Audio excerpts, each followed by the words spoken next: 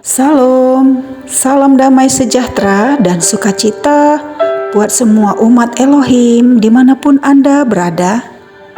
Salam jumpa kembali dalam renungan ini dengan tema Gereja Pemulihan.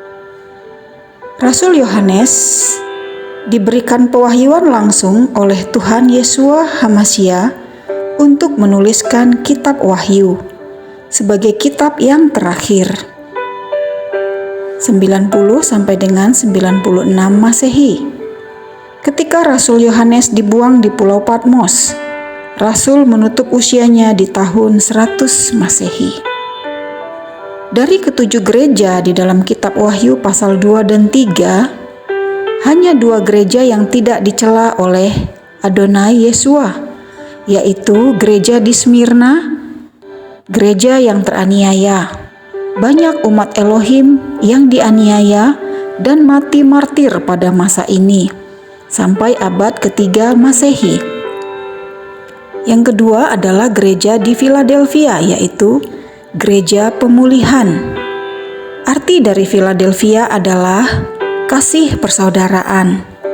Dan arti dari pemulihan di sini adalah dipulihkan kembali dari segala sesuatu yang telah berubah, yang telah disesatkan oleh si jahat, yaitu dikembalikan kepada kondisi gereja yang normal, yang telah diletakkan oleh Tuhan Yeshua ketika pertama membangun gerejanya.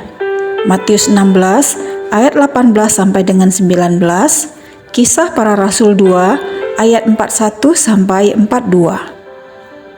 Kitab Wahyu 3 ayat 8 berkata, "Aku tahu perbuatan-perbuatanmu. Lihatlah, aku telah menempatkan di hadapanmu sebuah pintu yang terbuka, dan tidak seorang pun dapat menutupnya. Karena engkau memiliki kekuatan yang kecil, tetapi engkau memelihara firman-Ku dan tidak menyangkal nama-Ku."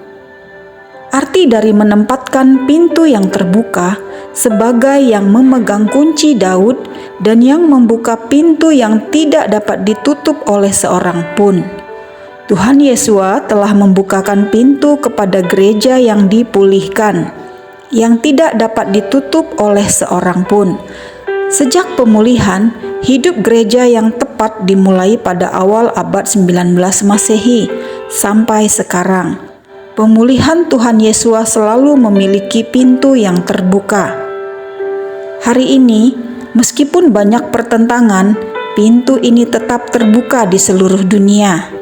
Kuncinya ada di tangan kepala gereja, yaitu Tuhan Yeshua HaMashiach. Kekuatanmu yang kecil. Hal ini menunjukkan yang bisa menyenangkan Tuhan bukanlah berapa banyak yang bisa kita perbuat untuk Tuhan, melainkan apakah telah berusaha sebisanya bagi Tuhan Yeshua dengan apa yang kita miliki.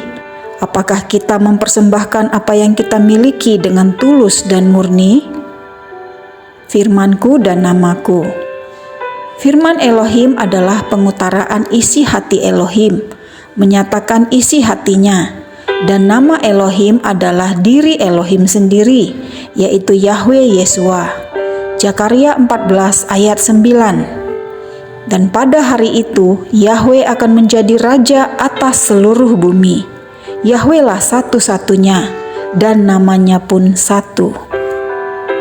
Walaupun gereja reformasi sedikit banyak sudah dipulihkan kepada firman Elohim, namun mereka menyangkal nama Tuhan dengan menjadikan diri mereka denominasi-denominasi, mengambil nama-nama lain, misalnya gereja Anglikan, gereja Presbiterian, gereja Protestan, dan sebagainya.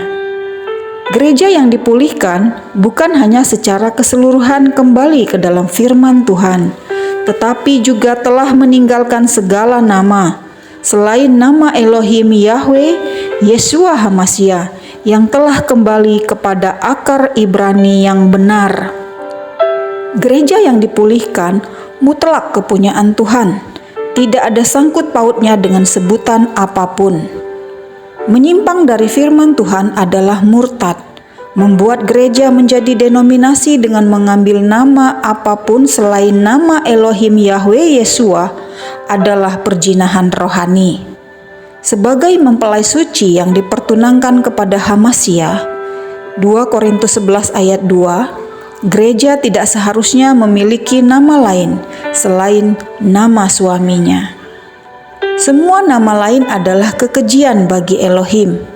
Dalam hidup gereja yang dipulihkan, tidak ada ajaran Bileam, Wahyu 2 ayat 14. Tidak ada ajaran Nikolaus, Wahyu 2 ayat 15. Tidak ada ajaran Izebel, Wahyu 2 ayat 20. Juga tidak ada seluk-beluk iblis, Wahyu 2 ayat 24. Hanya ada firman murni Tuhan. Gereja yang dipulihkan tidak mempunyai predikat atau sebutan denominasi. Hanya mempunyai nama Elohim Yahweh Yeshua Hamasya yang unik ini. Penyimpangan dari firman Elohim kepada berbagai bidah dan meninggikan banyak nama lain selain nama Hamasya adalah tanda yang paling mencolok dari kehidupan bergereja yang merosot.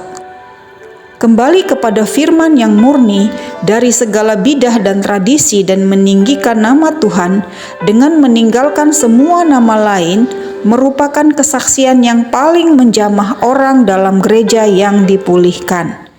Inilah sebabnya gereja dalam pemulihan Tuhan memiliki wahyu dan penyertaan Tuhan. Bahkan dengan lincah mengekspresikan Tuhan, penuh dengan terang dan kelimpahan unsur hidup dari roh Elohim. Menyangkal namaku.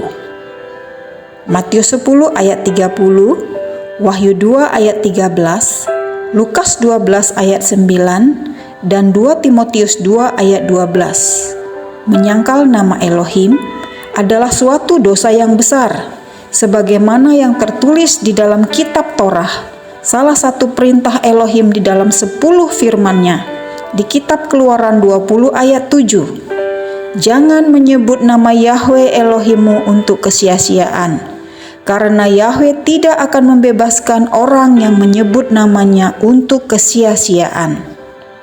Saudara, menyebut nama Elohim Yahweh sembarangan atau sia-sia saja tidak boleh, apalagi jika nama kudusnya diganti dan menyangkal namanya.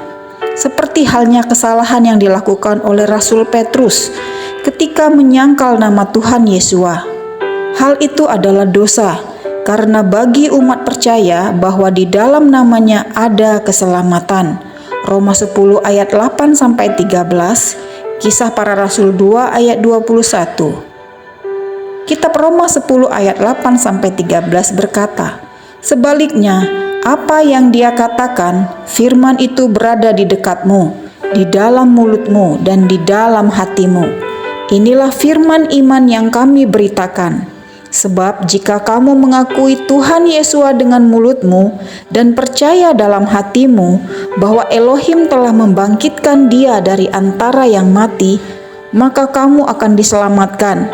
Sebab untuk pembenaran dipercayai dengan hati, dan untuk keselamatan diakui dengan mulut. Oleh karena kitab suci berkata, setiap orang yang percaya kepadanya tidak akan dipermalukan. Sebab tidak ada perbedaan antara orang Yahudi dan orang Yunani, karena Tuhan yang sama atas semua orang adalah kaya bagi semua orang yang berseru kepadanya.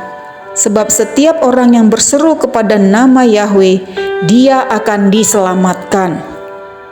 Jadi, di dalam kitab Wahyu 3 ayat 8 ini, ada 2 kunci untuk masuk ke dalam surga, yaitu 1. Memelihara firman-Nya, 2. Tidak menyangkal nama kudusnya.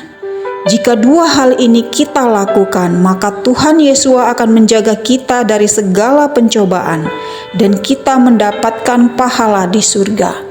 Wahyu 3 ayat 10, karena engkau telah memelihara firman ketabahanku, aku juga akan memelihara engkau dari waktu pencobaan yang akan segera datang atas seluruh dunia, untuk mencobai mereka yang tinggal di bumi.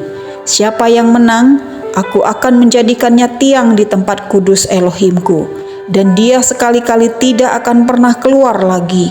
dan aku akan menuliskan nama Elohimku padanya, dan nama kota Elohimku, Yerusalem yang baru, yang turun dari surga, dari Elohimku, dan namaku yang baru. Mari saudara-saudariku yang dikasihi Tuhan Yeshua HaMasiah, janganlah kita menuruti doktrin yang dibuat oleh manusia, melainkan kita harus mengacu kepada firman Elohim. Jangan juga mengeraskan hatimu untuk dapat menerima kebenaran sejati. Fokuslah kepada Yeshua HaMasiah, karena satu-satunya hanya melalui Dia kita bisa diselamatkan. Jangan mengkultuskan pribadi seseorang, karena dia masih sebagai manusia biasa yang bisa jatuh di dalam dosa. Kerjakan kekudusan dengan hati yang suci, agar kita dapat melihat dan berjumpa dengan Elohim. Demikianlah renungan ini boleh menjadi berkat dan kekuatan dalam kehidupan kita. Bapa Yahweh, di dalam Tuhan Yeshua HaMasiah memberkati kita semuanya. Haleluya, haleluya, amin. Salam.